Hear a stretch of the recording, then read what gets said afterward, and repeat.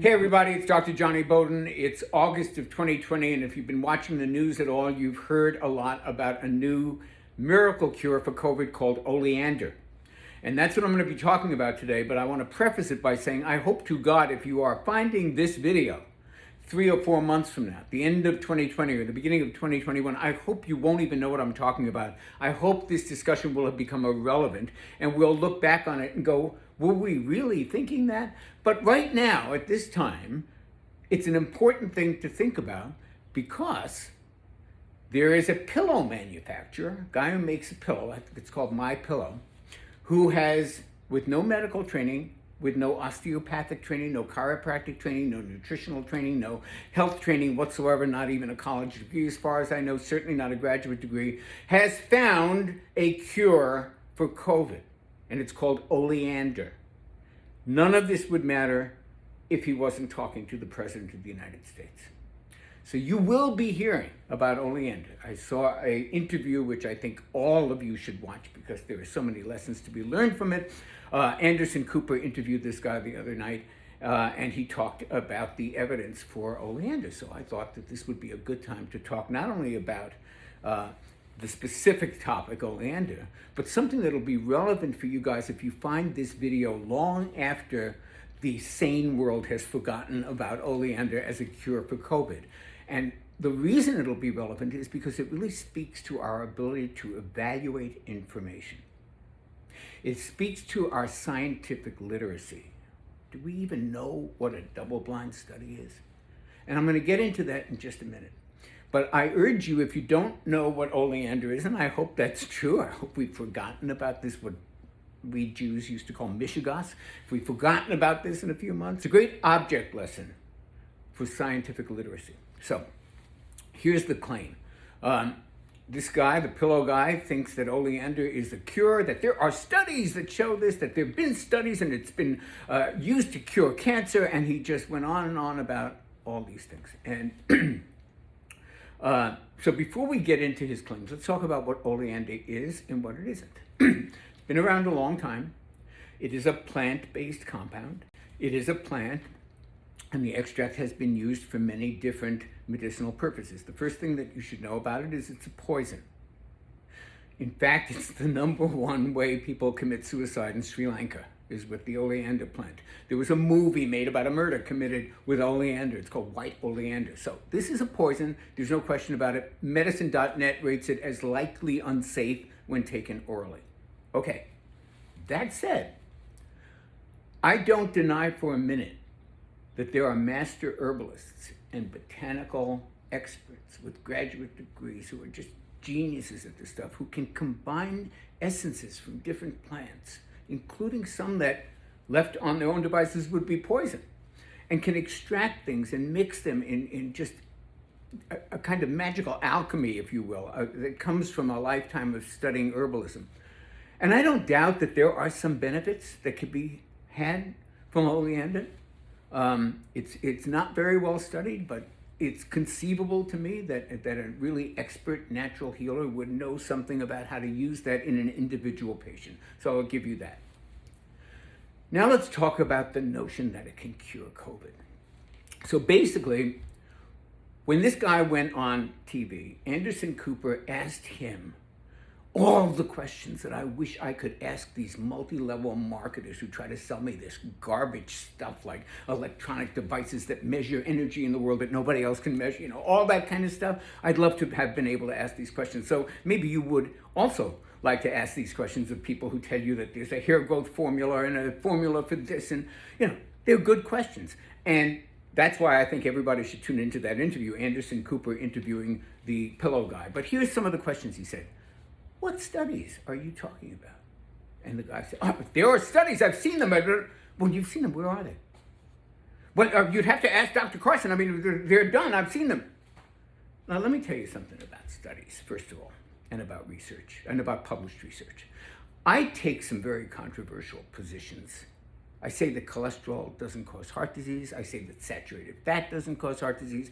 But if somebody put me in that interview chair, and Anderson Cooper said, well, There are there studies. Where are the studies? I'd say, yeah. Let's start with 2010 American Journal of Clinical Nutrition. Let's go to 2014 Annals of Internal Medicine. Let's talk to 2018 British Medical Journal, Zoe Harcom's PhD thesis on saturated fat. I could list 100 of them.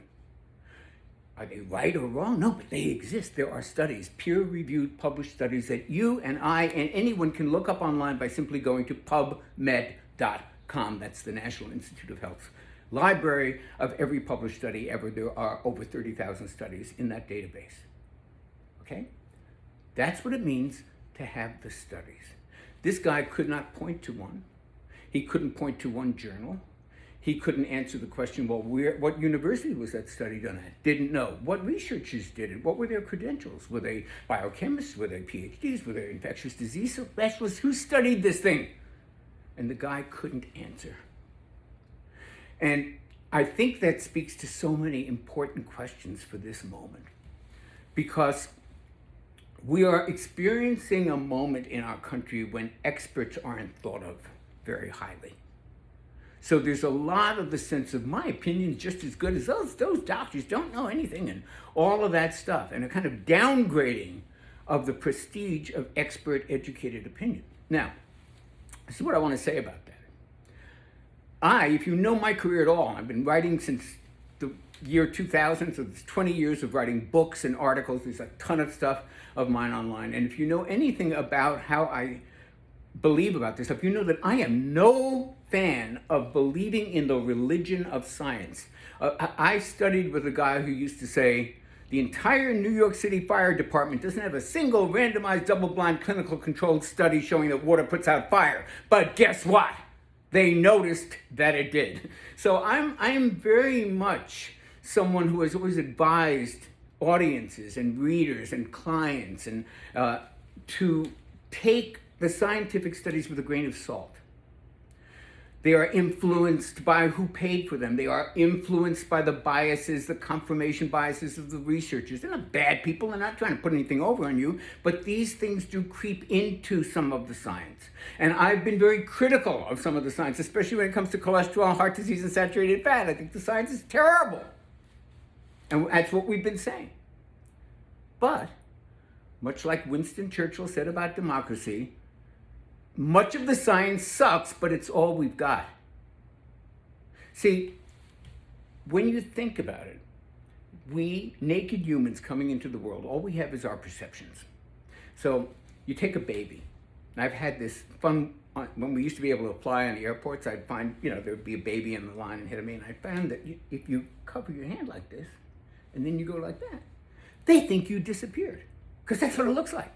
And they giggle all the time because you just came back. I use that example to show us that most of our perception is just what we see. And science came along to say, you know what we see, what we think we see, what we perceive is not always accurate for hundreds of different reasons. We need something that's a little more objective, that is not based on just what we're noticing. There's so many factors influence that and how something is perceived. That's why it's so easy to do magic tricks for kids. Because they don't question the premise. It's just like, wait, it's there, now it's not there, And that's kind of our basic, what psychologists and economists sometimes call level one thinking or level one analysis. There's another level beyond what's obvious to us, what we see. And that's what we try to get at with science. So on my hand, I might not see any bacteria at all if I just look at it, because I'm not able to see that. But if I put it under a microscope or an electron microscope, I see a whole different universe. And that's what science is supposed to do. It's supposed to give us tools to measure things independently of our perceptions. That's why some of these optical illusions are so amazing that you see on the internet. You see two lines and the arrows go in different directions, and you would swear they are different size lines, and you literally have to measure them to prove to yourself that your senses are wrong. So, I don't believe that science has the answer to everything. I don't believe that if there isn't a randomized controlled study about water putting out fire, that means it doesn't exist. But I do think it's all we have, and when we're talking about miracle cures for something that's wiping out hundreds of thousands of people in the country, we better have a little bit of evidence. You wouldn't buy a hair growth formula from somebody who said, well, there's studies showing it grows hair. And you say, where are they? Who did them? And the guy goes, I don't know, I heard. What I do very often when I talk to people who bring me this kind of stuff, like Oleander is a miracle cure, some electric device that measures something that, nobody in the world knows about except the people who sell the machine. When that happens, and they tell me a doctor did this, or a well-known scientist did this study, I actually follow the money, as they say. Not the money, but the credentials. So I look at, who's this doctor in this video you just sent me? Where'd they get their degree? Wait, where was this research done? In their office or in a phase 1 clinical trial? And whenever I look at the stuff that people tell me, there are studies showing, just like the guy did with Oleander, I find that there's nothing there. That these so-called experts who make these videos, who they make documentaries about saying, this was tested out in, whatever country, it's not true. And when you dig a little bit deeper, you find that these doctors aren't really doctors. They're kind of like they got an online degree, or there's just so many holes in this stuff, and we don't look carefully enough. And we don't really have scientific literacy in this country, so we can't really evaluate what studies are complete bullshit and which ones are legitimate. I mean, how many people, seriously, and I say this with all due respect, we're not taught it in the schools, how many could really tell you what a randomized clinical placebo-controlled study looks like? Very few. So when we don't know the details of the stuff, we're very susceptible to bullshit, to like, this cured cancer in human T cell. If you don't even know the terminology, how can you evaluate that stuff? It's like my car mechanic explaining details of my car engine, which go right over my head. I have no idea, so I just trust. If he sounds like he knows what he's talking about, I trust him. We've got to be more discerning consumers when it comes to having scientific evidence thrown at us. There are studies and there are studies. There are researchers, and there's some guy trying to sell a product who did a research study in the 5 employees in his office. There are huge shades of difference here. So, back to Oleander. There are 0 human trials for COVID on Oleander. I believe there's no more than maybe 1 animal cell study on something related. So there's no evidence, no serious expert. And I know that we're experiencing that, we don't trust expert stuff, but not trusting experts doesn't mean that everybody's opinion is equal. It doesn't mean that everybody's got an opinion and let's be democratic about it. You wouldn't do that if someone in your family had cancer. Would you go, my hairdresser thinks this is a great idea? No, you'd go to the people who had the education in it. So yes, some of them are biased. All of their research isn't perfect, but when you have none that will pass the muster of an actual study that can be published on PubMed, where the other 25,000 studies that were done and were published can be found, then you really don't have much of a case except to say, it worked for my friend. Really? That's what you want to base it on? We'll have to do a video sometime about something called the placebo effect, which I say with the greatest respect because I do believe that what we think about actually releases chemicals, neurotransmitters, which in turn can signal hormones. They can have a significant effect of what you think about on your healing and on your getting sick.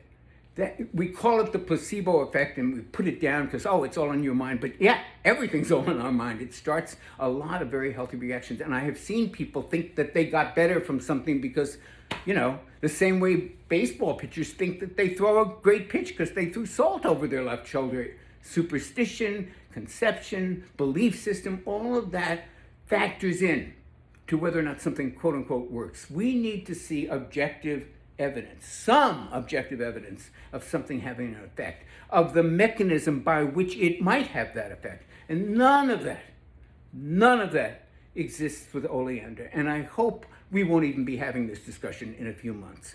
But if you found this video late, think about how many other things in our lives people try to sell us, whether it be a medicine, a hair growth formula, a new way of teaching golf, whatever it is. How many people try to sell us this without any evidence of it working at all, and just being a great salesman. And when they're using science to sell it, you and me have to be a lot more diligent in knowing what that science is, and if it's just science in name only, or if it's serious. And then we can incorporate that with other information to make a decision about whether this particular thing is good for us. But without any science whatsoever, you might as well be throwing darts at a dartboard with a blindfold on. Okay, this is Dr. Jonny. I hope you liked this video. Please hit the like button if you didn't. Subscribe to the channel. Keep your questions coming. I love interacting with you both in the comment section and on my website, jonnybowden.com. And I will see you on the next video. And please, for the love of God, don't take Oleander for COVID-19.